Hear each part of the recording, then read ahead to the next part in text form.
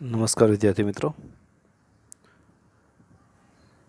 આપણે કોર્સની અંદર ગ્રામર બેઝ આપણે બધું જોતા હતા. ટેક્સ્ટ બુક માટેનું આપણું કાર્ય બધું જ પૂરું થઈ ગયું છે, જે આપણને બોર્ડમાં પૂછાવાનું છે. તે ગ્રામર માટેનું પણ મોટાભાગનું કાર્ય પૂર્ણ થઈ ગયા બાદ નોન વર્બલ ડેટા જે બાકી છે એના વિશેની આજે બાબતો ભણવાની છે.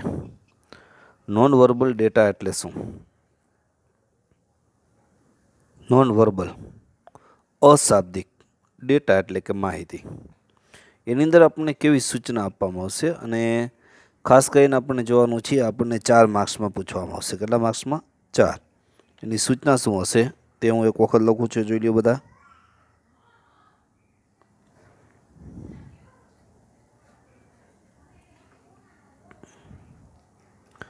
Study the following data and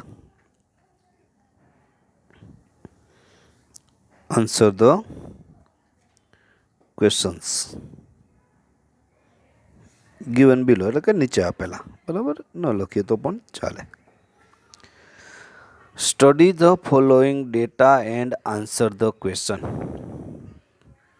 નીચે આપેલા ડેટા, એનો મતલબ નીચે આપેલી માહિતીનો અભ્યાસ કરો અને પ્રશ્નોના જવાબ આપો. તમને એક માહિતીનું લિસ્ટ આપ્યું હશે, એનો મતલબ નોન વર્બલ અશાબ્દિક માહિતી તમને આપવામાં આવેલી હશે. એ જે પણ અશાબ્દિક માહિતી છે એનો તમારે ધ્યાનપૂર્વક અભ્યાસ કરવાનો. જેટલી બાબતોને આપણને જે બાબતો આપવામાં આવી છે એ ધ્યાનપૂર્વક અભ્યાસ કરવાનો. ધ્યાનપૂર્વક અભ્યાસ કરી લીધા બાદ એની નીચે આપણને પ્રશ્નો આપેલા હશે. એ બધા પ્રશ્નોના જવાબ એ જે માહિતી આપી છે માહિતી પરથી જ આપણે લખવાના છે. ખાસ યાદ રાખજો, આપણને આ સૂચનાની અંદર ઘણા બધા વિદ્યાર્થી ભૂલ ખાઈ જાય છે. એકદમ સરળ છે. કેટલાક પ્રશ્નો આપણને સીધા પૂછવામાં આવ્યા હોય, કેટલાક પ્રશ્નો સીધા ન આપવામાં આવે. ધારો કે કોઈ બિલ આપેલું છે, રેલવેની ટિકિટ છે, કોઈ સર્વે આપેલો છે, જુદા જુદા ગ્રાફ સ્તંભાલેખ સ્વરૂપે આપેલો છે, આંકડાકીય માહિતી આપી છે, પાઈ ચાર્ટ એટલે કે ગોળ આપણને એક ચાર્ટ કરી અને એમાં જુદી જુદી માહિતી આપેલી છે. આવી કોઈ પણ માહિતી આપણને પૂછી શકે છે. અને આ 4 માર્ક્સ એવા છે કે બધા વિદ્યાર્થીને આવવા જોઈએ જ, કારણ કે આ 4 માર્ક્સ આપણે સરળતાથી કવર કરી શકીએ એ પ્રકારના છે, જેમાં બધી જ માહિતી સાથે બધી જ વસ્તુ અપ ટુ ડેટ આપણને ક્લિયરલી આપેલી હોય. એનો અભ્યાસ કરી લેવાનો, જોઈ લેવાનું, સમજી લેવાનું, વિચાર લેવાનું અને પછી એના આધારે આપણે લખવાનું થાય છે. તો એનો મતલબ એવો થઈ ગયો કે આ ડેટા આપણે માટે કોઈ અઘરી વસ્તુ નથી ને આ 4 માર્ક્સ કવર કરવા જરા પણ અઘરા નથી. 4 માર્ક્સ આપણને આવવા જ જોઈએ. તમને શું કરવાનું છે, આ આપણને પાર્ટ જે સેક્શન ડીની અંદર આપણને પૂછવામાં આવશે એની અંદર તમારે શું કરી નાખવાનું છે. પહેલાં તો આપણને જે પણ માહિતી આપેલી છે મેં તમને પેપર સ્ટાઇલ વ્યવસ્થિતપણે સમજાવી છે. આગળનું પણ મેં તમને કીધું તેમાં ઈમેલ રાઇટિંગ માટેનું આપણે લાસ્ટ પીરિયડમાં થોડુંક સમજાતા. બરાબર, ઈમેલ માટેના મેં તમને 2 ફોર્મેટ મોકલાથી, બંને ફોર્મેટ ધ્યાનપૂર્વક જોઈ લેવાના છે જ.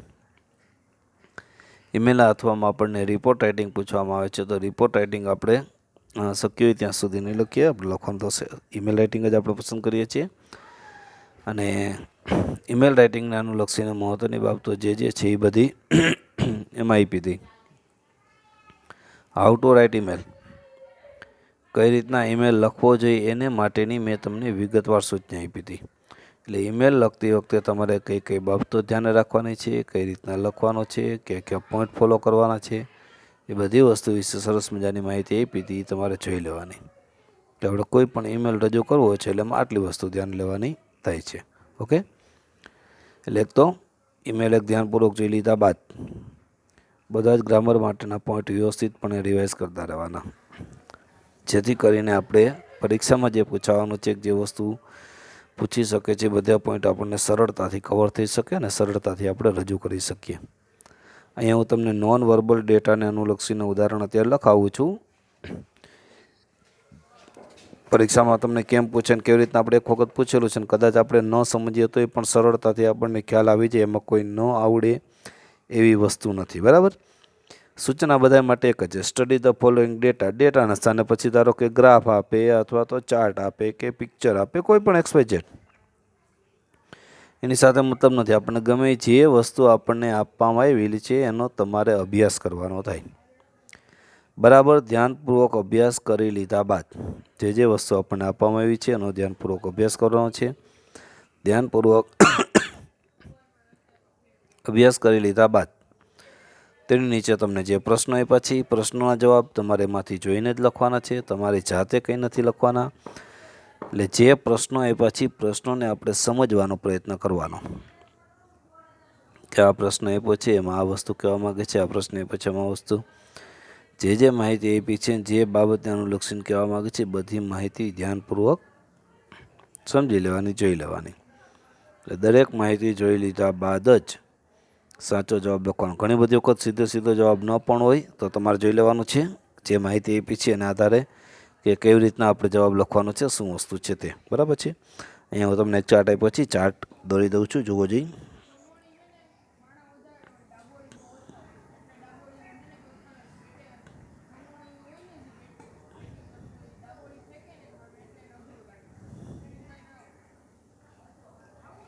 પેલા લખું છું, ધ્યાનપૂર્વક જુઓ.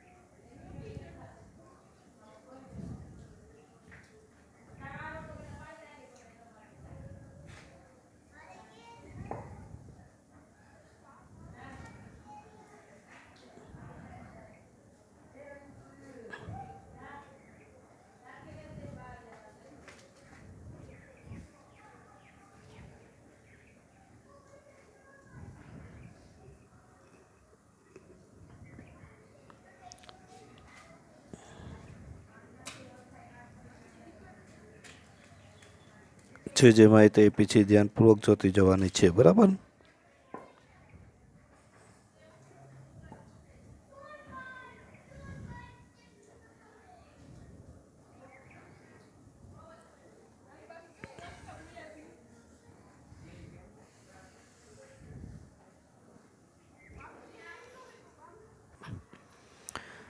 અહીંયા આપેલી માહિતી ધ્યાનપૂર્વક જોઈએ. ઇન્ડિયન રેલવેઝ, પેલું એ લખ્યું છે હેપી જર્ની 20593282, વડોદરા JN એટલે જંકશન ટુ અમદાવાદ JN વાયા કરી અને ડોટ ડોટ આપ્યું છે, આપણને કોઈ સ્થળનું નામ આપેલું નથી. JCO ઓન એટલે કે જર્ની જે કરવાની છે તે દિવસે 25 જાન્યુઆરી 2019. સેકન્ડ ક્લાસ ટ્રેનનો પ્રકાર છે સુપરફાસ્ટ. કેટલા આગળ પડશે તો કે 12:58, કિલોમીટર આપ્યા છે 100 અને રૂપીસ આપ્યા છે 500. હવે આમાં આપણને આ જ પ્રકારની ટિકિટ આપી છે. હવે એને માટેના આપણને ક્વેશ્ચન્સ આપેલા છે, તમારે એનો અભ્યાસ કરવાનો અને એને આધારે તમારે મને કહેવાનું છે, જવાબ લખવાના છે કે શું જવાબ આવી શકે. પહેલાં આપણે પ્રશ્ન વિશે વિચારીએ, પછી આપણે એનો જવાબ લખીએ. તમે વિચારો ત્યાં સુધી, હું લખું છું ત્યાં સુધી.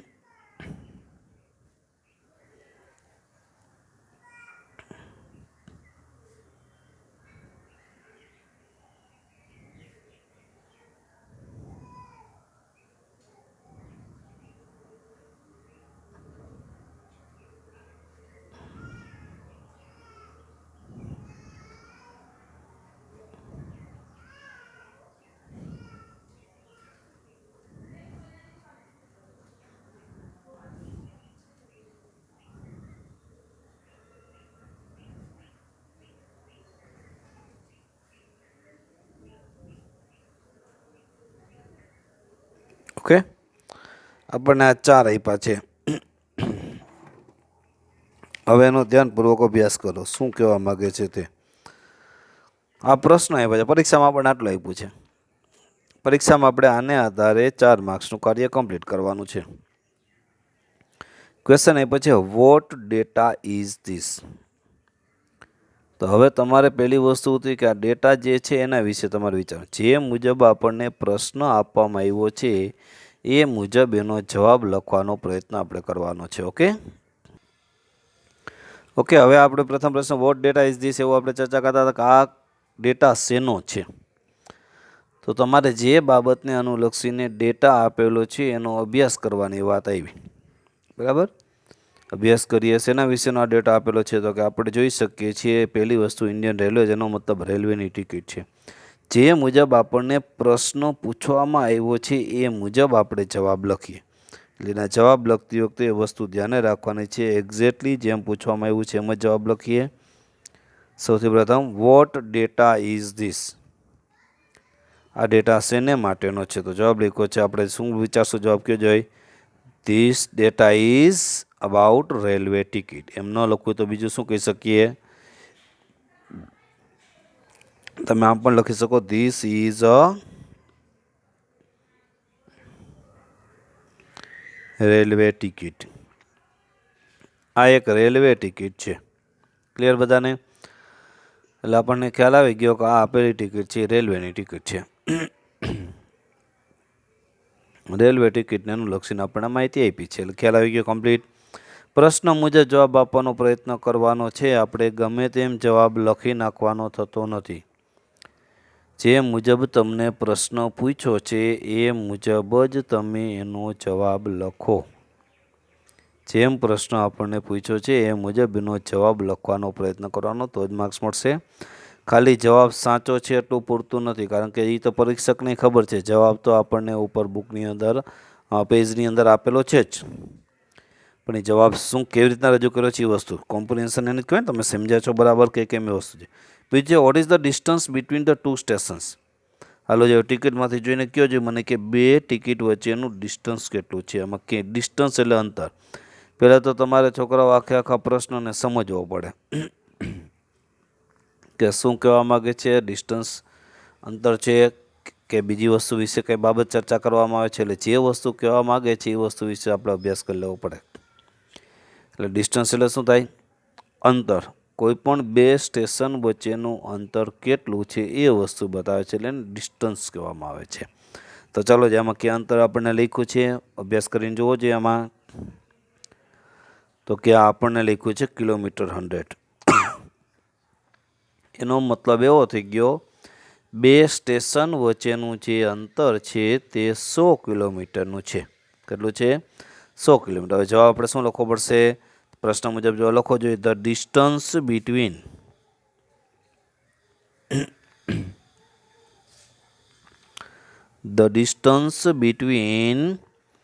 The 2 stations. આપણે લખ્યું છે મુજબ જ લખી નાખો, ધ 2 સ્ટેશન્સ. હવે ત્યાંથી આગળનું લખવું પડે ઇઝ કેટલો છે મને કયો જોઈ? 100 કિલોમીટર. કેટલો છે?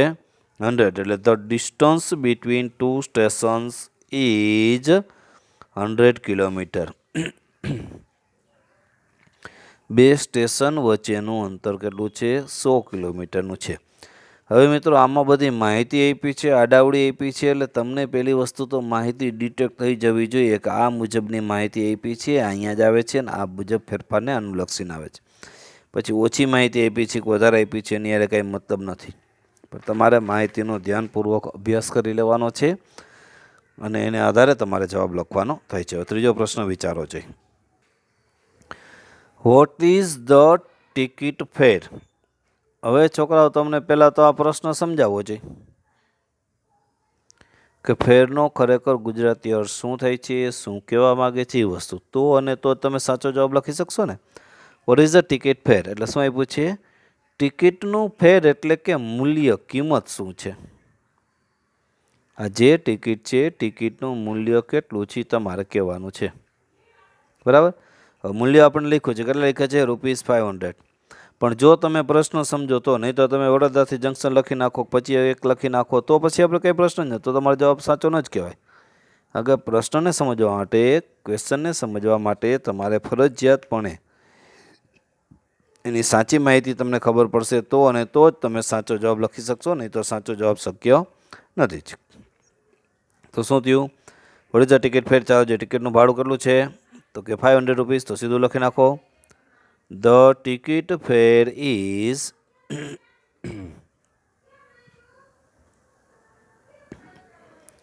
રૂપીસ 500. આ રૂપીઝનો સિમ્બોલ છે. કમ્પ્લીટ. કેટલું છે? 500 રૂપીસ. ચોથો પ્રશ્ન આપ્યો છે, ધીસ ટિકિટ ઇઝ ફ્રોમ. હવે ફ્રોમ કરીને ખરેખર તો અહીંયા ડોટ ડોટ આપેલા છે, બરાબર, ભૂલથી ક્વેશ્ચન માર્ક થઈ ગયું છે. ઓકે, તો આ ટિકિટ છે ફ્રોમ એટલે થી, ક્યાંથી ક્યાં સુધીની ટિકિટ છે તમારે કહેવાની છે. ભાઈ આપણને ખબર પડે તો શક્ય બનશે ને, એમને આપણે કહી દઈશું તો નહીં ચાલે. આ ટિકિટ શેના વિશેની છે ને ક્યાં સુધીની છે એ વસ્તુને અનુલક્ષીને તમારે કહેવું પડશે. એટલે શું લખશું આપણે? This ticket is from. ચાલો, જે આ ટિકિટ ક્યાંથી ક્યાં સુધીની છે મને જણાવવો જોઈએ. તો આમાં તમે જોઈશો એટલે આપણને ખ્યાલ આવી જાય આ ટિકિટ છે ક્યાંથી ક્યાં સુધીની છે, આપણને બહુ સરળતાથી ખ્યાલ આવી જાય. કારણ કે આમાં લખ્યું છે એપી જર્ની, આખું ટિકિટનો અભ્યાસ કરો. Vadodara junction to Ahmedabad junction, એનો મતલબ વડોદરાથી અમદાવાદ સુધીની આ ટિકિટ છે. કોઈ વ્યક્તિ વડોદરાથી અમદાવાદ ટ્રેનમાં જઈ રહ્યો છે એને અનુલક્ષીની છે ટિકિટ. તો આપણે શું લખશું જવાબ? એમનું વાક્ય આખું ખાલી જગ્યા છે એ પછી જ પૂરવાની થાય. This ticket is from Vadodara to Ahmedabad. બસ આટલી જ વસ્તુને અનુલક્ષીને તમારે આ બાબત રજૂ કરવાની થાય કે આ ટિકિટ છે વડોદરાથી અમદાવાદની છે. ક્યાંની છે? વડોદરાથી અમદાવાદની છે, એવી આપણને ખબર પડી ગઈ એટલે કાર્ય થઈ ગયું પૂર્ણ. હવે મિત્રો આ મુજબનું અથવા તો હજી વધારાનામાંથી કેટલા પ્રશ્નો બની શકે એ પણ આપણે યાદ રાખી લેવાનું. આપણે એક્સ્ટ્રા પ્રશ્નો ધારક બનાવવાના, આપણને પરીક્ષામાં મુખ્યત્વે કેટલા પૂછવાના? 4 જ પૂછવાના છે, બરાબર. આ તો હું તમને વધારાના પ્રશ્નો એક સાથે બનાવી દઉં છું એટલે ખ્યાલ આવે. આપણે એવું પણ કહી શકીએ, એમ કહેવામાં આવે કે vote is the ticket number. તો તમારે શું લખવું પડે? ટિકિટ નંબર ક્યાં આપ્યો છે? આપણને ખૂણામાં આપ્યો છે. જવાબ શું લખી શકશું? જવાબ લખવો પડે ધ ટિકિટ નંબર ઇઝ અને પછી લખી નાખો 20593282. જો આને આધારે આપણને કેટલા વધારાના પ્રશ્નો બની શકે એ વિશે આપણને ખ્યાલ આવે એ માટે, બરાબર છે. પછી આપણે કહી શકશું કે કઈ તારીખની ટિકિટ છે અથવા તો કઈ તારીખે આ લોકો પ્રવાસ પર જઈ રહ્યા છે એ બાબતને અનુલક્ષીને આપણને પણ પૂછી શકે છે. તેમાં આપણને પૂછે 25/1/19 એટલે આપણે કહી શકીએ ને, અથવા તો આપણે આવું પણ કહી શકીએ, vote is the date of journey. પ્રવાસની તારીખ કઈ છે? ચાલો જે જણાવવો જોઈએ એટલે આપણને ખ્યાલ આવી જાય સરળતાથી કે the date of journey. The date of journey is 25th January 2019. પછી હજી વધારાનો પ્રશ્ન કેવો છે કે વિચ ક્લાસ ટિકિટ ઇઝ. તો વિચ ક્લાસ ટિકિટ ઇઝ, તો સેકન્ડ ક્લાસની ટિકિટ છે. પછી આપણે કહી શકીએ વધારાનો હજી એક પૂછે કે how is the train. Train કેવી છે? લોકલ છે, ફાસ્ટ છે, સુપરફાસ્ટ છે, એ વસ્તુને અનુલક્ષીને તો આપણે કહી શકશું કે ધ ટ્રેન ઇઝ સુપરફાસ્ટ. હજી વધારાનો પ્રશ્ન પછી આપણે કહી શકશું કે વેન વિલ ધ ટ્રેન, ક્યારે આ ટ્રેન છે એ ઉપડશે, બરાબર છે. When will the train depart.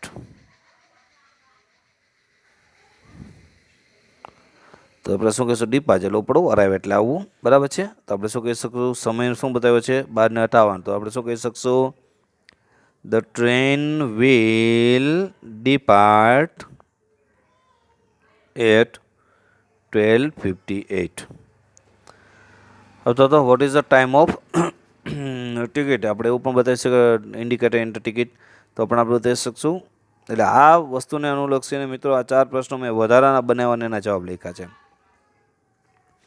પરીક્ષક તમને આ બાબતને અનુલક્ષીને ગમે એ પ્રશ્ન પૂછી શકે છે. મારો કહેવાનો મતલબ એવો થઈ ગયો, આપણને જે પણ પ્રશ્ન આપેલો છે એ પ્રશ્નનો ધ્યાનપૂર્વક અભ્યાસ કરી અને એને અનુલક્ષીને આપણે આ વસ્તુ લખવી પડે છે. બરાબર છે? એ આપણને ખ્યાલ આવી જવો જોઈએ જ કઈ બાબતને અનુલક્ષીને કેવી રીતના આપણે લખવાનું છે તે.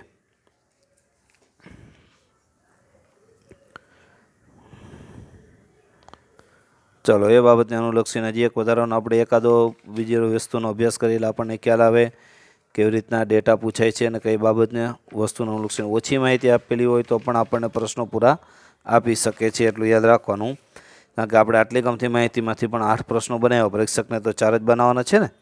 તે જ વસ્તુ પાછી સૂચના આપણે એની જ રિપીટ કરીએ.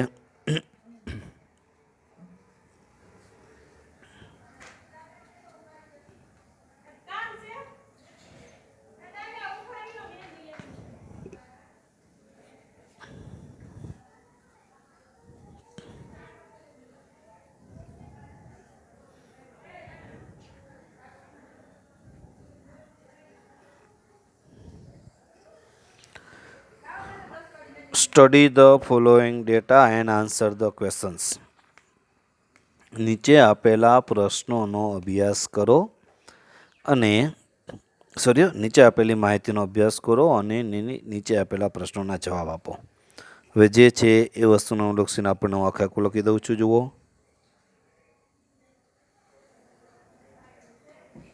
Santoor shop,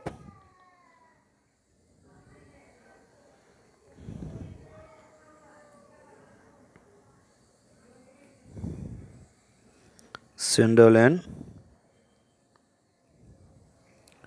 turmeric, net weight 75 gram,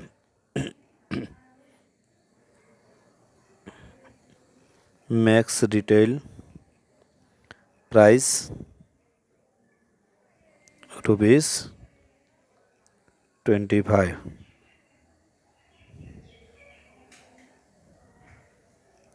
inclusive of all taxes. MFD એટલે manufactured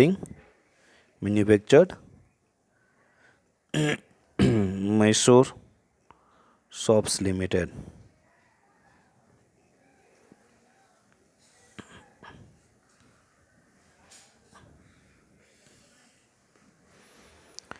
હવે આપણને આ પ્રકારની માહિતી આપી છે. બરાબર?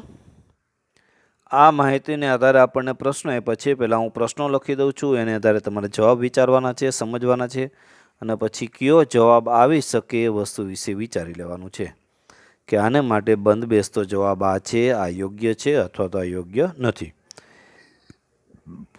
જે પણ બાબતને અનુલક્ષીને આપણને જવાબ આપવામાં આવ્યા છે એ વસ્તુ વિશે વિચારી લ્યો.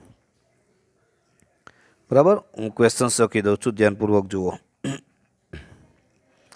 4 માર્ક્સનું જ કાર્ય છે, આપણને ખ્યાલ જ છે. એટલે આપણને 4 પ્રશ્નો જ આપવામાં આવે.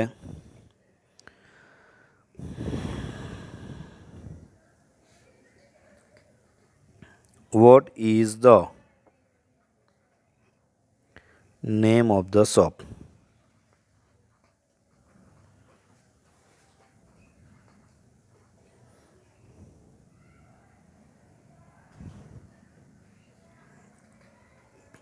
બીજો પૂછે, what is the weight of the shop? ત્રીજો પ્રશ્ન લખ્યો તો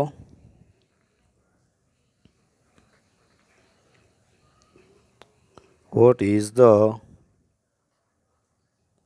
price of the shop? અને ચોથો પ્રશ્ન આપણને આપવામાં આવ્યો છે,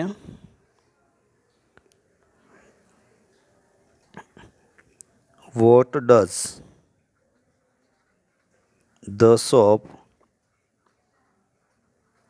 contain? રેડી? હવે મિત્રો આપણને આ 4 પ્રશ્નો આપ્યા છે. આ 4 પ્રશ્નો તમારે ધ્યાનપૂર્વક અભ્યાસ કરવો પડે.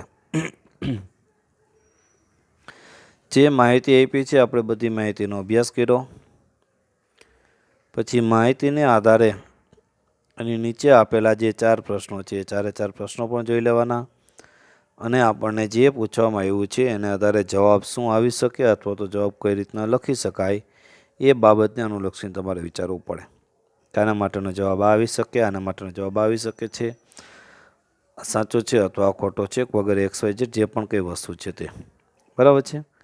તો એનો મતલબ એવો થઈ ગયો કે તમારે જે દરેક માહિતી છે એને ધ્યાનપૂર્વક જોઈ અને એને આધારે આપણે નક્કી કરી લેવું પડે કે શું વસ્તુ કેવી રીતના આવે છે તે વસ્તુને અનુલક્ષીને. ચાલો, જે માહિતી આપણને થોડીક આપી છે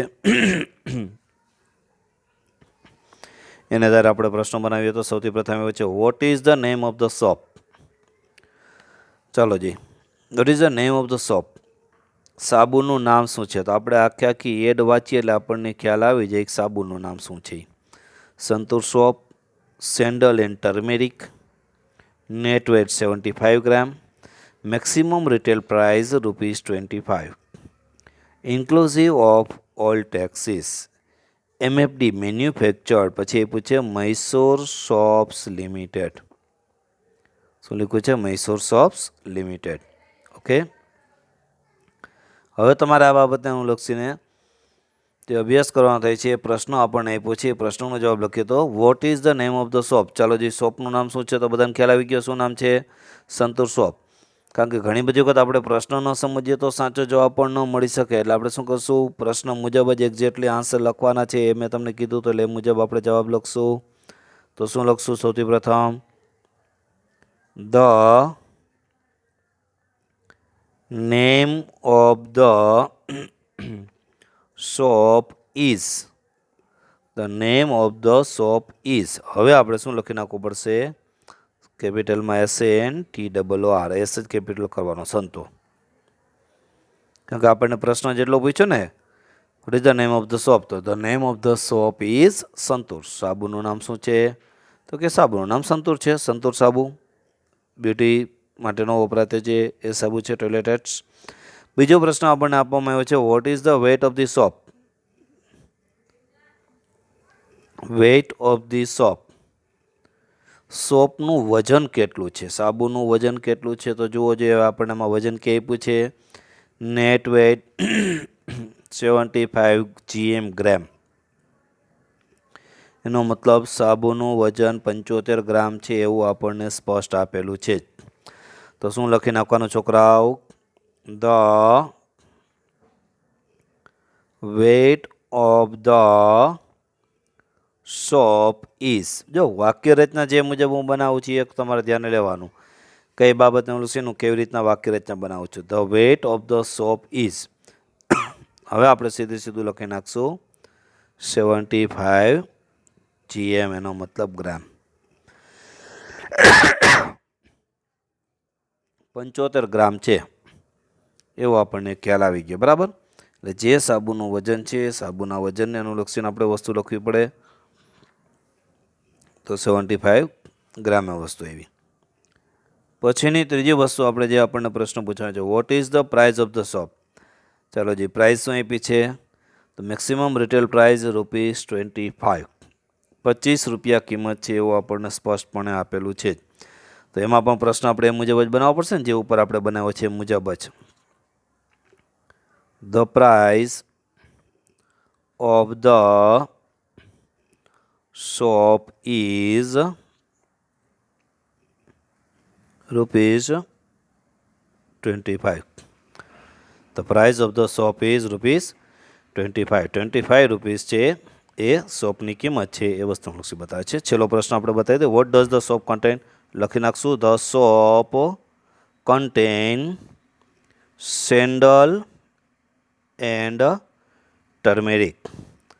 શોપની અંદર સેન્ડલ અને ટર્મેરિક બંને વસ્તુ સમાવિષ્ટ થઈ છે વસ્તુ. બસ મિત્રો, આપણને આ વસ્તુને અનુલક્ષીને આપણને વસ્તુ પૂછવામાં આવે છે એ બાબતને અનુલક્ષીને આપણે વિચાર લેવાનું. નેક્સ્ટ લેક્ચરમાં આનાથી આગળનું કાર્ય આપણે જે આવે છે એ બાબતને અનુલક્ષીને અભ્યાસ કરીશું. આજનું કાર્ય પૂરું કરીએ. Thank you.